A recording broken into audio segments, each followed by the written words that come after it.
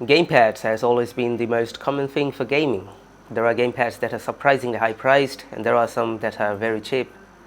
Since I'm broke AF, I'm just gonna look for the cheapest one out there. That's why I was looking in some Chinese website, and I found the cheapest Chinese wireless gamepad in the world.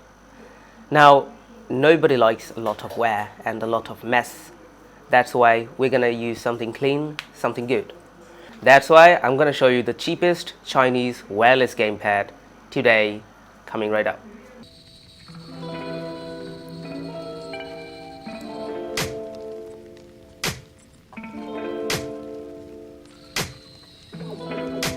Behold, the unnamed Chinese lone worker, some kind of... Okay, let's just get started. This is the Chinese cheapest gamepad out there. I don't even know this name because it doesn't have a name. It's named the RONSHIN 2.4 wireless joystick controller. Now let's deep dive into its review.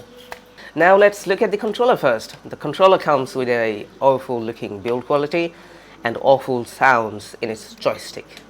The feeling is not too well, but it still works. And it looks like a PS4 controller with this thing and all this thing. But the key mapping of it is from Xbox. So probably you can see that it has Xbox key mapping because it's made for PC. But it also does have that PS4 looking thing. And it has blue color down there. It has select, start, back and these menu options because, well, it's also made for your Android and your Android TV. For example, I can actually play it on my MI box. Now, in the back of it, you have the what is called battery slot, and I was actually kind of stunned by seeing that it only supports AA battery rather than AAA battery, which are mostly used these days. And it also has a power button, so you need to turn that on and there will be a power indicator right here. There will be a red light, and it comes with its what is called wireless dongle. So unfortunately though, if you have a smartphone that has USB-C type, well, it does not work because it comes with only the regular micro USB and your USB 2.0. And one more weird thing is that if you connect it to your micro USB, you still have to use that big 2.0 USB and then just convert it to your phone, which is kind of weird. Like a double dongle. Yeah, like a double dongle, I guess. That sounds explicit.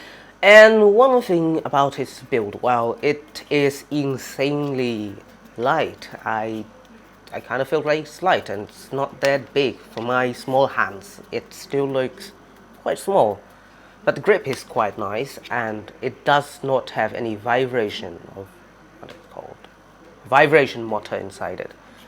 It's supposed to have two vibration motors, but there is none. So we don't have any vibration kind of thing. It's just plastic with sensor and, you know, buttons that works inside your PC and other devices. Now let's talk about the buttons. So you have this L1, L2 and R1, R2, and they're quite bad actually, because when I press the iPhone I don't feel like pressing it. Like, you have a feeling when you click on it, but you don't feel that. So sometimes you feel like you didn't click it and stuff like that. When you put your hands on it, don't feel like you have your hands on these because they're just too small and they don't feel pretty nice. Feel like very cheap kind of calculator button, which is bad. That's why I would say the LR button is not nice at all. Let's talk about its D-pad and analog. Well, D-pad is okay. It feels good enough. You know, it kind of moves away, but it works pretty good and feels awesome actually. But the joystick here, I wouldn't actually give it any compliment because it's okay for being the cheapest wireless gamepad, but I wish it was a bit better. I mean, it is smooth, but build quality isn't that good. And you see this thing right here is absolutely plastic. Most of the controllers have it like rubber or something that feels good, feels like clicking it and using it, but it doesn't feel like that way. It feels kind of poor and kind of bad, very bad. But let's talk about its experience actually, because that's matter. So I started from PC and honestly it connected instantly. I did not expect that because I just bought it with some awful expectation, and well, it worked somehow. For $12 it's a lot. And for games to support, well, I used Xbox 360e CE software, which actually helps you to connect your cheap gamepad to your games, and it worked fairly well. I did not have any input issues with this, of course. It worked pretty well. Then I tried it on my MI box, which is Android television, and it worked fairly well. And I also tried many emulators and things like that. They worked pretty well. I did not face any ghosting or what they called input issues and lags. These things are not here. So I would say it is quite fast, but I wouldn't say that for wireless 2.4 gamepad that is even the cheapest gamepad in the world, you should not actually expect it to be lighting fast like a gaming mouse or something.